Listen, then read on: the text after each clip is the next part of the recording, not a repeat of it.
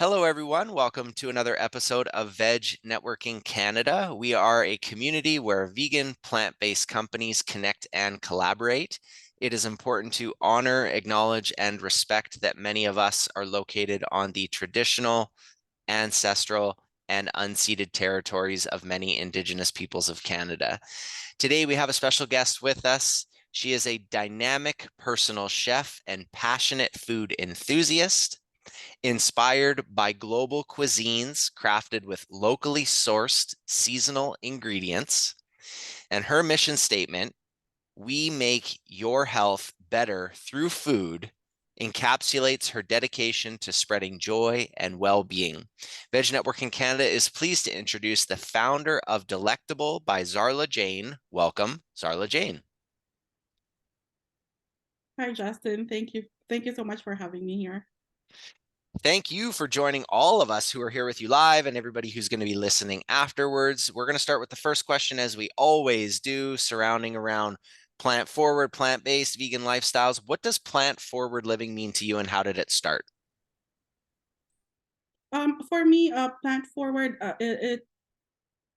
um, sorry, like it's really living with and appreciating plants and utilizing it to the best of what it has to offer for us and for everybody. And it started about 7 years ago in 2016 when I was still working as a personal chef. Uh, I had some health issues and started researching about what I can do to help myself without really turning into medicine or things like that. And I met a holistic nutritionist who introduced me to the plant-based lifestyle, and I was so surprised because as a chef and learning from a traditional kitchen, I thought it was the butter and it was the meat that was making our stew so good. But when I started researching and doing experimenting of different types of vegetables and herbs and just using herbs and spices, I was so surprised to be able to replicate dishes that I loved. And they still, tasted exactly the same and sometimes even better. And, on top of that, healthier. So I was offered a chance before to collaborate with um, a company that does meal prep program. So I started putting all that research and the learnings that I did or the learnings into creating a menu that would um, excite people that were like me because when I started, I was really against, I grew up in a Filipino household and Filipino culture, it's a lot of meat in the table. So having the idea of that being reversed, and it's just all vegetables was so scary for me at that time. So a lot of our clientele and customers right now are exactly in the same spot I was 7 years ago. Just having the idea of what do you mean I can only eat vegetables? That became my driving force into making the menus that we create right now exciting, like global. So there's no, people are not going to say this is boring. Um, because I was also in that place where I thought, how can I live with just vegetables? But no, vegetables are still good and delicious. Yeah, they're definitely versatile, that's for sure. And if you have somebody like yourself, I'm a little bit jealous, maybe some of their listeners are as well, if to have your culinary skills where you can take something and, as it's commonly known, veganize it into something that is memorable from childhood or what have you, and like you said, make it taste as good, maybe if not better, and healthier. Sounds, win-win-win-win across the board. So in terms of your entrepreneurial start, your origin story there, the entrepreneurial spirit as it's known, where did that unfold and start for you? Was it with the business that you have now? Was it something previous? What did that look like? It started pretty early on because I grew up with two entrepreneurs as parents. My mom and my dad both had their own businesses growing up. And I remember starting to help out as early as I was 12, or by 15, my dad was already sending me to the bank, because back then you have to bring the money to the bank to like deposit it. We didn't have the e-transfers and everything right now. So and then when I was 18, because in the Filipino culture, debut is, it's a big thing. It's the coming out. It's the coming out for girls. And my mom gave me a budget of what to do with the party for my debut party. And instead of having that, I asked permission if I could just have a simple get together at home and use the rest of the money to create my own business. Um, so they said yes, and I used that to supply some of um, the workers at my dad's business. And that business enabled me to be able to travel around the Philippines during summer season until we migrated in Canada. Well, that's we'll get to kind of like at the very end, lessons, wisdom, tips, things like that. That's very interesting, that story, because that's the classic sort of entrepreneurial thing is all you can do is ask and all they can say is no. And the amount of people who are willing to support or help or say yes, I think is often underestimated. And more people are willing to help and say yes. And so you took that chance early on. And so here you are today. So I think it would be helpful. The next question is, where is DelecTable by Zarla Jane going in the future? So it'd be helpful for not only for you to answer that part, what's the future look like, but also how did you start? Where are you at today? And then, of course, use that as a springboard to let us know where you're going in the future. Mhm. Yeah, so uh, uh, like I mentioned earlier, like in 2017, I switched from being a personal chef to doing meal prep delivery service in the general Toronto area. And we are specialized in customizing our meals. So the meals are already designed to be gut friendly to help bring your gut health back to to where what it should be. Sorry. And then we go even further if anybody comes to us and say we have some chronic conditions, or they're trying to target if they have kidney disease or liver disease, we customize their meals for free. And if anybody is like suffering from any conditions that are beyond what we normally do, we have a personal chef service for them where we build a menu and also build ingredients around the dishes that we decide to cook for them, to what they can have or what their medical practitioners would say, like limited to these ingredients. We would actually create a menu for them and cook for them. Um, and then just 5 months ago, we opened a kitchen and storefront in the Scarborough area, which is a very interesting experience so far. Trying to introduce a healthy plant-based um, company, and we are dwarfed by two businesses beside us because we are in a food court. In the Scarborough area. So we are in the food court. There's a Filipino cuisine beside us, and the other one is Chinese takeout. So when people go into the food court, they're so surprised to see a plant-based company there. So we have a lot of mixed reaction. A lot of people are happy that there's a healthier choice for them. And going forward, one of the plans that I'm thinking about is we have some really good products like our protein powered, we call it a protein cookie, that is good for snacks and breakfast. And we're hoping to get that into grocery stores and other health-based stores. Yeah, I think the um, people knowing that it's a healthier option is obviously great. It's to your earlier point, letting them know that it tastes just as good, if not better, than maybe something else that they're used to. And so um, that's great. Now, plant-based food in a food court, you mentioned a lot of stories that kind of echo the "We make your health better through food" mission statement.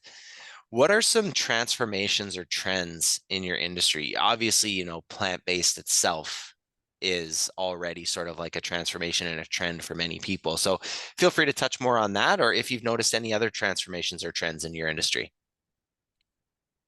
It's very surprising, and I think there's a big help with that new docu-series, You Are What You Eat on Netflix, because a lot of people are coming to us now, instead of, because before the past 5 months that we've been open to the public and they can see us every day, we are always ready to give samples and everything. Now, we are getting approached first and being asked, how do I transition? I'm very interested. And that's all because of docu-series like You Are What You Eat. And so grateful to that, because they are more open to the idea of, the sustainability, um, and eating plant-based, um, that will help your health as well. And I think more and more people, like, even in my group of friends, for the past 7 years, like whenever they hear me talk about and how I get like so excited about talking about my business, sometimes they're like, oh no, that's too healthy for me, I'll stick with my sisig or something like that. But because they saw that documentary or docu-series, they've been messaging me on how they could get started. Maybe we should, even start slowly. So I think a lot more interest will be created because of things like this. Yeah, that's definitely the information out there in the public domain is definitely shifting a lot of people's own internal transformations or what have you. So that's great. Now, in terms of the next question, it's important to note there's no right or wrong answer. You might answer it from the lens of your business and or you yourself personally. It might be something that you've done in the past, are doing currently, or plan to be doing. But it's a question that a lot of people are interested these days in people and organizations that they support, and that is, who do they support when it comes to giving back or charity, or what does that mean to them? Is it with time? Is it with money? Is it with, in-kind food donations? Whatever it might be. But that's the question for you. What does Zarla Jane or DelecTable by Zarla Jane do in terms of giving back or charity? There are several things that I like to do. One of the simplest one is every Christmas, because we have what we call a Christmas feast, that our customers like to order, to have as their vegan dinner.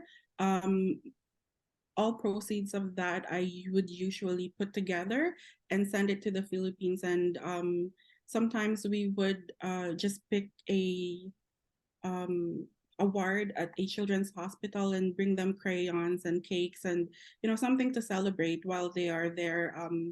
And then I also collaborate with a friend who's also an entrepreneur, and we would, when there's a downtime at the kitchen, we would make batches of soup and drop them off at soup kitchens. And then recently I joined an organization. They're called the Pinoy Ontario Vendors. So it's a group of Filipino business entrepreneurs here in Ontario, and the project is to celebrate Filipino entrepreneurs, especially at the end of the year when everybody's projects are done. We create a gala for everybody to be able to just dress up. They know that that gala is for them. It's their time to unwind, and the proceed from that gala is put together to sponsor some projects in the Philippines. Like last year, they were able to send a few hundreds package of school stuff, like educational stuff, like notebooks, pencils, bags, and they were distributed to a few hundred students. Incredible. Now, you mentioned the organization there, but prior to that, you mentioned one of your entrepreneurial friends, I think that you had said where you make soups and stuff. No pressure, but like feel free. Do you want to shout out who that is or what that business is? Because that's cool. Oh yes, it's one of my good friend here in Toronto. We've known each other for 22 years.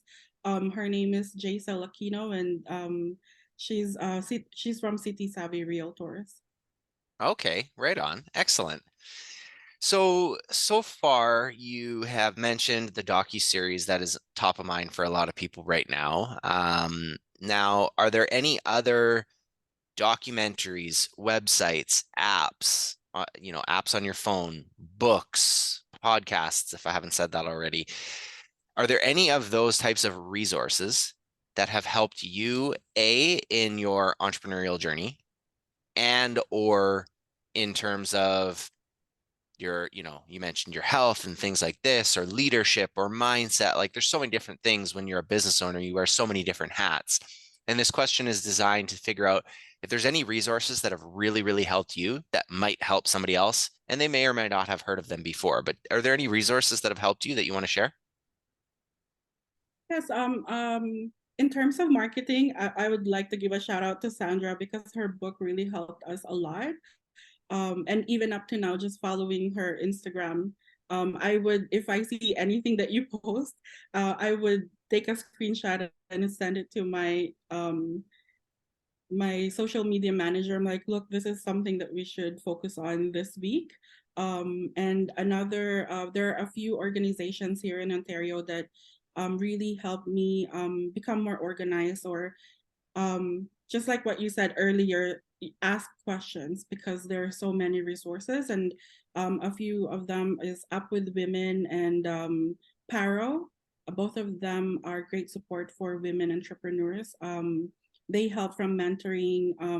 And if you just have the simplest question, no question is ever, dumb. You can ask the question and they will point you towards, if they don't have the answer, they will point you towards a few direction, and they help with everything from financing to mentoring to even training. Did you say Up with Women? Up with Women and Paro Center. Awesome. Okay, great. And then, of course, you mentioned Vegan Marketing Success Stories by Sandra Nomoto. Excellent book. It's on the bookshelf back here. Um, Not to rush you, feel free to answer if there are any more resources that have helped you in any which way. But the next question is centered around inspiration. We've had people talk about organizations, individuals, nature as being sources of inspiration, or other people go a different direction. Like, what does inspiration? We've also had people humbly mention that they themselves are a source of inspiration for them. They think of all the things they've gone through and all of the challenges. So what does inspiration mean to Zarla Jane? You earlier on you mentioned, of course, you're inspired by global cuisines crafted with locally sourced seasonal ingredients, that kind of thing. So feel free to touch a little bit more on that, and or if there are other sources of inspiration, or what it even means to you when you hear the word inspiration. Yes. For me, it's inspiration is everywhere. It's the people that you talk to, people that you grew up with, things that you are just watching, on TV, or sometimes if I'm just scrolling on social media, I get inspired.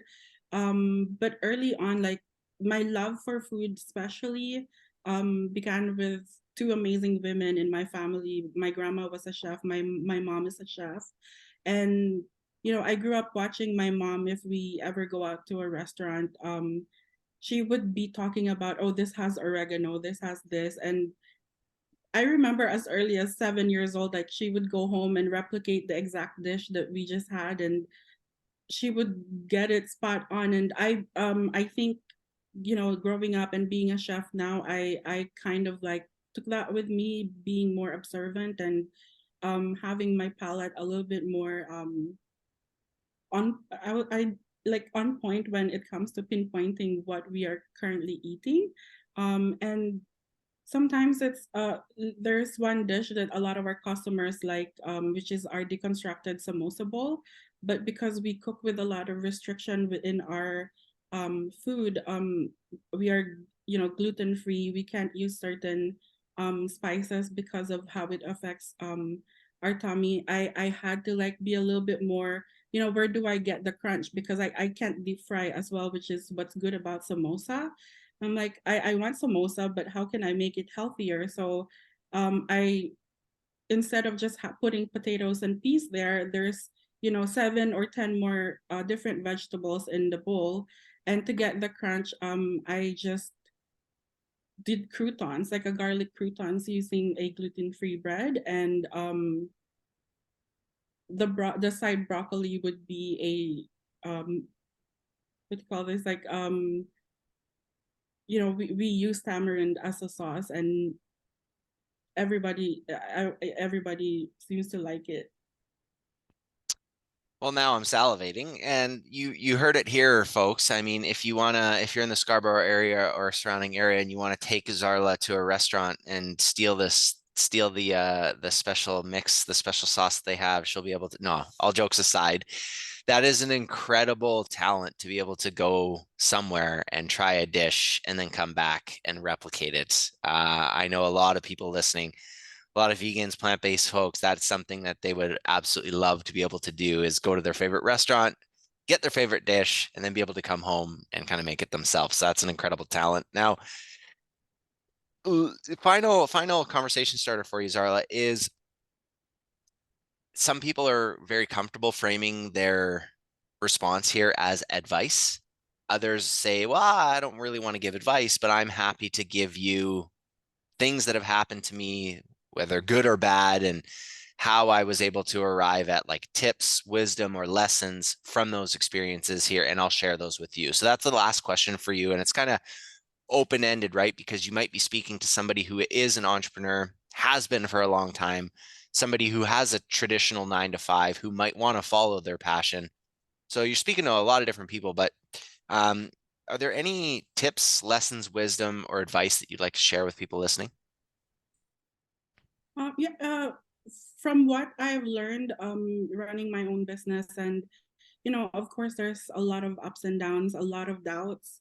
Um, but I think the most important thing is, if you have done the work, if you have done the research, just believe in yourself and believe in your product or your services, and go back to, you know, why you are doing what you are doing. Because especially the last 5 months, that it was very different when we were web based, and all, you know, we will be posting on Instagram, posting on Facebook, but we don't really have any personal interaction with our customers. But now that we have that facet in the business, and also being flanked by two very different types of businesses, a lot of people, you know, would come to me and say, you know, why don't you just offer meat? Like, it could be a healthy part of meat. And sometimes, if, you know, things are a little bit slower than usual, um, that sort of, you know, what if would come to mind. But then when I go back to, you know, why did I do this? Why did I even switch from personal chefing to, you know, doing this kind of meals? um I'd like to, you know, go forward, and maybe I just need to um do a little bit more in spreading the information on why we are doing what we are doing, and why it's good for everybody.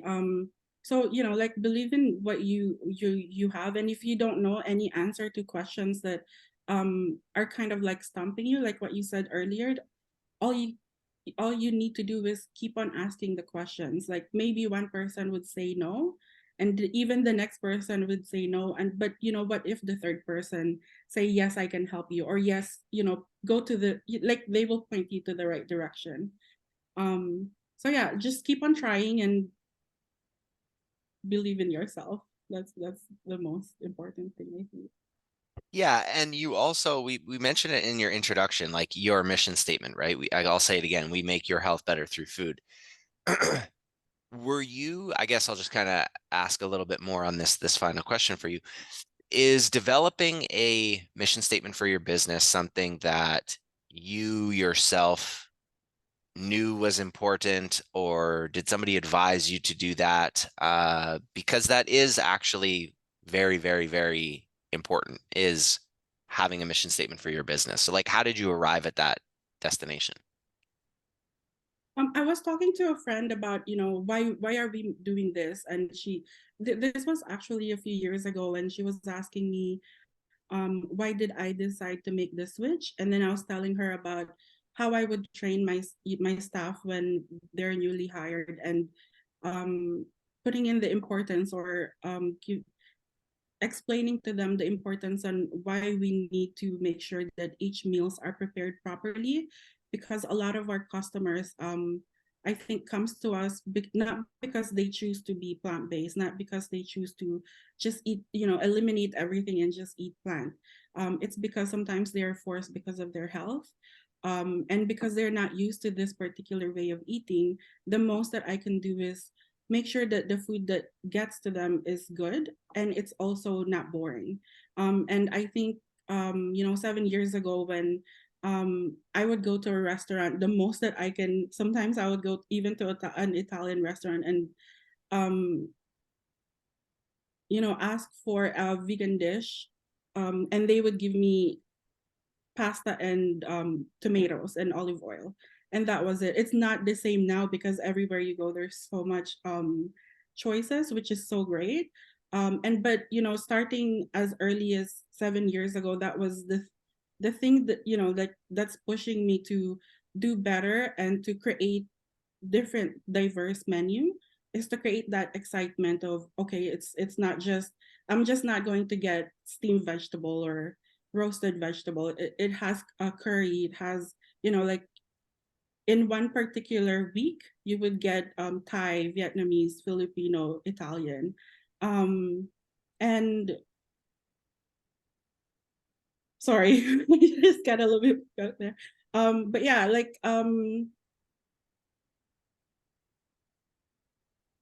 sorry, I lost my train of thought No, there. no, absolutely good. Absolutely good. So, uh, yeah, finding the North Star is so, so important. And you said it a few times, but I'll just kind of echo it in the wisdom tips lessons answer for you. And that's stay excited and don't be boring. That's important. So, Zarla, is there anything in this conversation that came up that you want to go back to, and or is there anything in the conversation that maybe we missed talking about? We kind of leave the floor open for you right now if there's anything in those different areas, or if you have any announcements or anything like that. And then once if you do or don't, I'll follow up by letting people know where they can find you online and on Instagram. Yeah, I'm just really thankful, to Sandra and to you, Justin, about, inviting me to come here and being able to talk about what we do. Um, it's exciting for me because, as when I chose to be a chef, I chose it for a particular reason, and that's so that I would, stay behind the scenes. And then I realized that for people to know about how great our product is, I would need to put myself out there. And thank you for giving me the platform to do that. We are so thrilled to have you here on Veg Networking Canada, and thank you, and for everybody else too who's here with us live and listening. Thank you for joining us today. This is you can find out more online. Delectable by zarlajane.com. Zarla, just how it sounds, Z or Z ARLA, zarlajane.com. So it's delectable by zarlajane.com, and the same handle on Instagram at delectable by Zarla Jane. So this has been another episode of Veg Networking Canada, talking to the founder of Delectable by Zarla Jane, of course, Zarla Jane. And for everybody who's listening with us right now and listening to us later on, thank you for joining us today, and we'll catch you soon on another episode. Take care. Bye for now. Bye-bye.